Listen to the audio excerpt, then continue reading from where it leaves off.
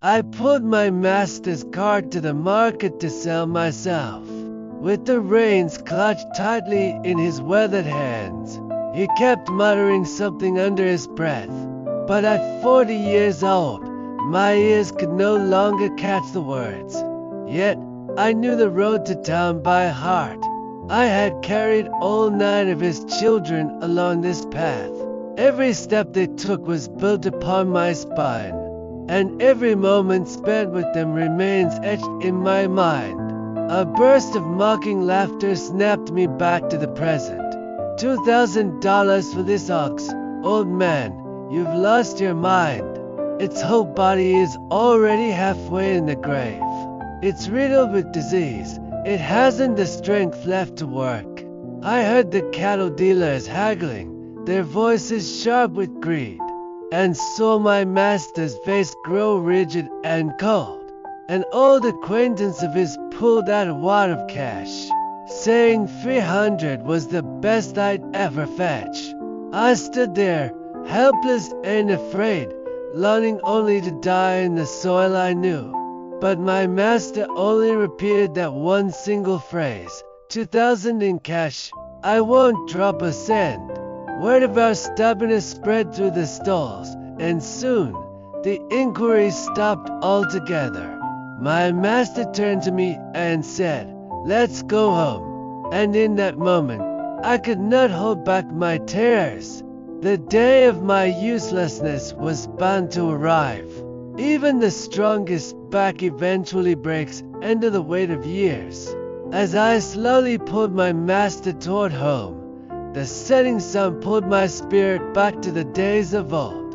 We used to toil in the fields without rest, our sweat falling into the earth alongside the seeds. I remember aching through the night until the break of dawn, only to haul 3 of the children to the city as soon as light hit. I knew you were hurting that night, just as I was. Yet you walked that road with such pride. I think the crops we planted gave you the strength to send your children away to the city to learn. The years drifted by one, as we poured our life's blood into the soil. We never dared to pause for long. When hunger bit, I ate the white rice brought by the grandmother. Through our meticulous and grueling labor, I came to understand a simple truth. By bearing these burdens day after day, we earned the right to walk into that city with our heads held high.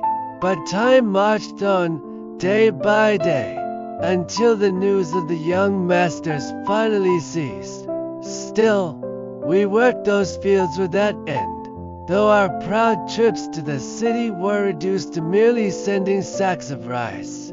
Then came the day you collapsed in the dirt. The doctor said this illness required total rest, but you insisted on taking me back down to the fields. In her desperation, the grandmother called the children home. Watching them, my heart swelled with a quiet joy. But then came their whispers, one after another. As long as that ox is here, father will never stop. That bit of rice isn't worth the cost of the labor. If this continues, it will be the death of him. We have to sell the ox stall, it's the only way. You listened to them, but you remained silent. Finally, you said only this: let's wait until after the autumn harvest. The grandmother's shout pulled me back to the present. We had returned home from the market, unsold. She was furious that you hadn't let me go. She blamed you, saying, You set the price high on purpose. But you maintained your habitual silence. The next day, we went to the fields as we always did. Though I felt a profound weakness spreading through my limbs, I knew then that my time had nearly run out. And that was when I heard you muttering to yourself again. It was the same phrase you had repeated at the market. And hearing it clearly at last, I found the strength for one final push. The minutes bled into seconds, until the last spark of my strength was spent. The yard was finally stacked high with firewood. I knew it would be enough to keep you warm for years to come. Only then did I let out my final breath. That night, I collapsed and did not get up again. You brought a doctor to see me, who marveled that a 40-year-old ox was nothing short of a miracle. But there was nothing more to be done. You removed my nose ring and the belt from my neck, and stared blankly at my broken body. I looked back at you with quiet eyes. I felt no fear in the face of death, only a lingering worry for your days ahead.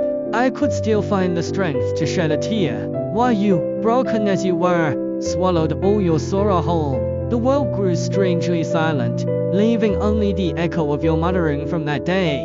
You ran through my mind over and over, until the very moment I slipped away. You buried me in the soil I knew so well, and often you come to pray that I have found my peace. You hung my bell where the wind can catch it. When the world is still, you can almost hear the sounds of our work. And in those quiet moments, you whispered once more, You are me, and I am you. To sell you ... would have been to sell myself.